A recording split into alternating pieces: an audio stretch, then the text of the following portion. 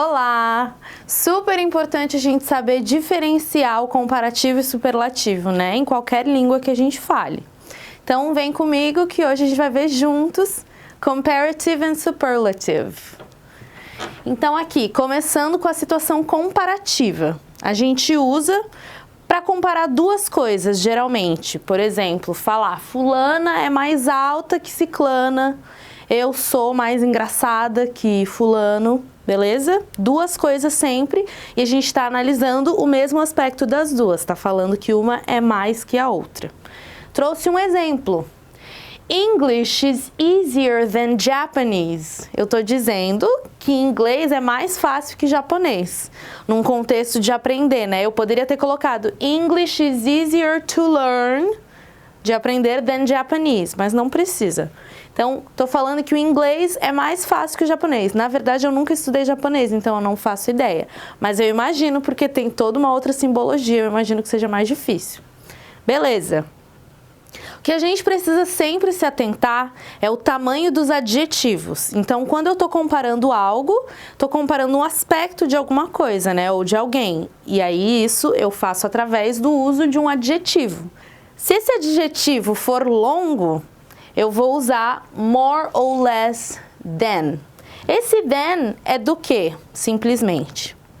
Se esse adjetivo for curto, eu vou usar o adjetivo e vou adicionar ER no final, que é o ER. É isso que faz. No português, a gente só usa mais ou menos, né? Mais engraçado que. Esse than, ele é parecido com o que, do que, né? Só que no inglês a gente vai adicionar essa mudança já na palavra, já no adjetivo. Então aqui, o adjetivo que eu estou comparando é easy.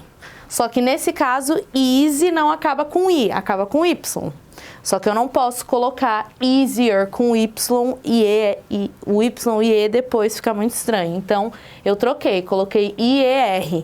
Em algumas palavras isso vai acontecer, não existe uma regra, então eu não tenho como te dizer, quando a palavra acabar assim, for assim, assado, não tem como, vai ser muito uma coisa de prática. Então, tu vai lendo e vai criando essa sensibilidade mesmo, para ver quando a palavra acaba com Y, se eu preciso adicionar uma vogal no final dela, muito provavelmente eu vou trocar o Y por I. No caso do superlative, a gente está comparando mais de duas coisas. O que quer dizer isso? Geralmente eu uso o superlativo para comparar um grupo de coisas, né? Fulana, na minha família eu tenho 15 primos. Fulano é o mais engraçado de todos. Então, nesse grupo de primos, é muito mais que dois, né? Se eu for comparar uma coisa e outra, vou usar o comparativo. Mas se eu quero eleger o melhor, ou o pior, ou o mais, né? Depende muito do adjetivo, são milhares de possibilidades. Se eu quero eleger, se eu quero fazer um ranking, né? Eu estou comparando dentro de um grupo de coisas e uma delas fica em primeiro, eu vou sempre usar o superlative. Então, por isso que eu coloquei aqui mais de duas coisas ou melhor ou pior.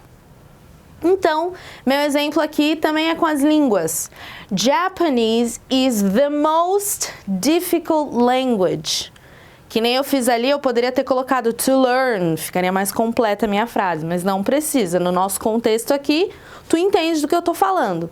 Japanese is the most difficult language. Então, o que eu tô comparando? Eu tô comparando o japonês com todas as outras línguas. Francês, alemão, que alemão também imagino que seja super difícil, mas é isso. Então, eu tô comparando um grupo de coisas, por isso que eu usei o superlativo. Se fosse só o japonês e o inglês é muito mais fácil que o japonês. A gente usa as mesmas letras, a gente usa uma maneira parecida de formar as frases, né? Fica muito mais fácil pra gente. Isso que a gente já aprende, olha só que engraçado, a gente aprende o português, que é uma língua super difícil, as palavras todas têm gênero, gente, a gente fala uma das línguas mais difíceis de aprender. Muito doido isso, né? Então, a gente está aprendendo inglês, que eu gosto de falar que é uma língua de brinquedo, porque ele é muito prático. Então, vamos lá, focando, né? Aqui, adjetivos pequenos. Nesse caso, o que acontece? A gente vai usar o the no início. Porque sempre que eu estou comparando uma coisa dentro de um grupo, eu falo que é o mais ou a mais, né? Então, é muito específico. The é uma preposição em uma das aulas da série. Tu vai ver que eu falo das preposições e o the é uma preposição que a gente usa para falar de coisas específicas. Não que se destacam, mas que são específicas mesmo. Acho que é bem essa palavra. Então, the, o adjetivo, e ao invés de colocar er, a gente vai colocar est, que é o est, né? Japanese is the most difficult language. Por que aqui eu não coloquei o est? Porque esse adjetivo é longo. Então, no caso de adjetivo longo, eu vou usar the most ou the least. O que é? O mais ou o menos. Adjetivo, só. Se eu tivesse usado um adjetivo curtinho, como por exemplo eu usei aqui easier, como que ficaria? Japanese is the easiest language. Podia ser outro adjetivo, são várias possibilidades, beleza? É isso. Eu espero que tu consiga ler o material que a gente tem preparado para essas aulas também. Assiste os outros vídeos das séries. Essa série é muito massa para o Enem, para tu ter uma base mínima do inglês, vai te ajudar bastante nos enunciados.